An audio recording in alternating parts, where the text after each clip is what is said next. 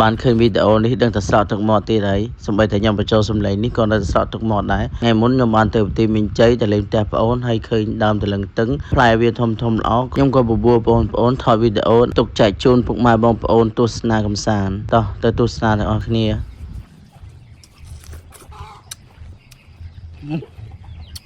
អត់តាមនេះអញ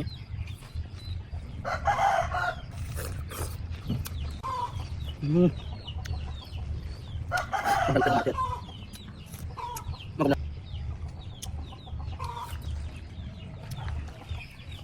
จีบ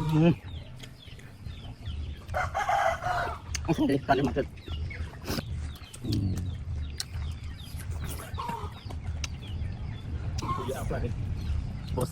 វីដេអូរបស់ខ្ញុំមានតែប៉ុណ្្នឹងទេសូមអរគុណជំរាបលា